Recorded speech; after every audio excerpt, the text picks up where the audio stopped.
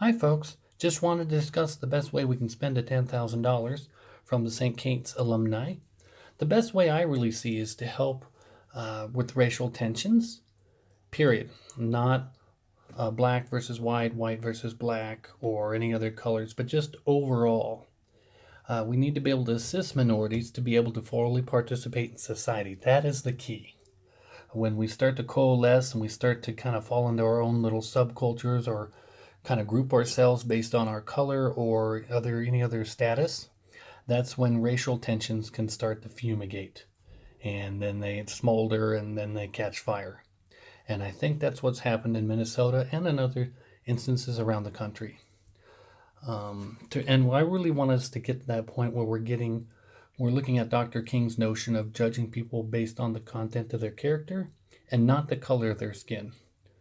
It is my belief, because of all of that, that we should donate the money to the Heritage Foundation, which looks to enact policies and develop those policies to those aims.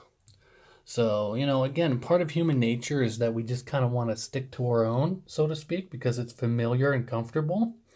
But when we isolate ourselves from other individuals and other communities, what happens is ignorance and fear come into play. And that can lead to fear, can lead to hate, or the fear of the unknown, of course, leads to hate. And that hate can actually lead to racial inequalities, not just within institutions, but within individuals. And that is a huge problem. So, how do we cure this? Well, I think the $10,000 would go good to the Heritage Foundation because one of the things they try to promote is a voucher system for schools. We've heard about voucher systems in the past. Different people have different ideas of how it can operate, but basically, as noted by a Nobel Prize winner, Dr. Friedman, he says that a voucher system for schooling would provide minorities with an opportunity to have the same kind of control over the schooling of their children as most of us are able to do. And he believes that's where the fundamental problem is that a lot of people in minorities, especially in inner cities and such, do not have the freedom to be able to pick the best schools for their kids. They may be tied down to a job. They may be tied to an area because they economically just cannot be mobile. And there are other policies that we can enact to go along with this, but really having that school choice, they can send their kids to a school with maybe different people with different attitudes. We get a mixture of kiddos in a room. First thing we notice is they're not racist to each other. They're a lot more accepting, and I think with that exposure, that continued exposure, people's attitudes become much more open. It's really a cool thing. In my opinion, that's what we need to keep doing and have policies that aim towards that. And that's just one policy. The idea of having freedom within society, both economically and upward and downward mobility, and what we call sideways mobility, which is moving from one city to another, one culture, one region to another within America. That's what helps people keep fresh and keep on our toes, so to speak.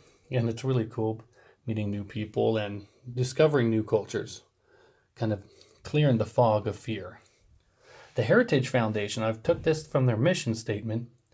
Heritage staffers pursue this mission of developing and enacting policies by performing timely, accurate research on key policy issues and effective marketing of these findings to our primary audience. And this is what's important.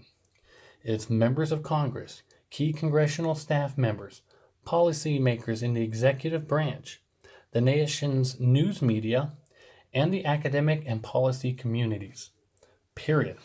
So they're really trying to take the message to the people that can make a difference, rather than just simply having a dinner somewhere or a race or a fundraiser.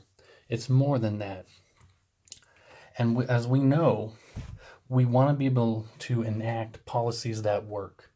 This is not the 1860s. This is not the 1960s. They do policies for us today. And to me, that's what's very important.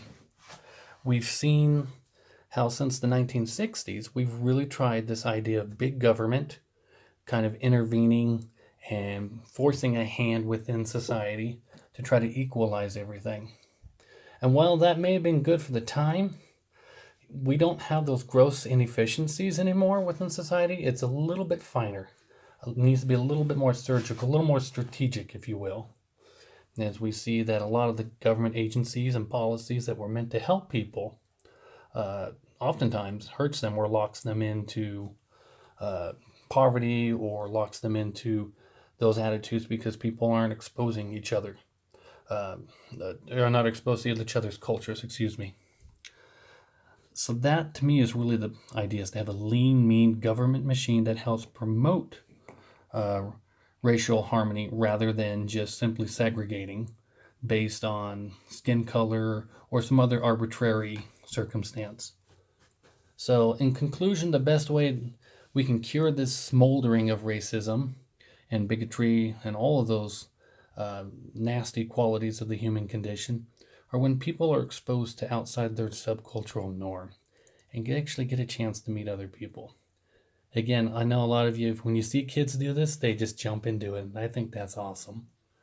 Um, so I believe that $10,000 would be best in the hands of a private entity such as the Heritage Foundation, which can help make effective government policy changes by legislating government officials on better policies that help the mobility of individuals within society, again, both as an individual and as a member of the community as a whole.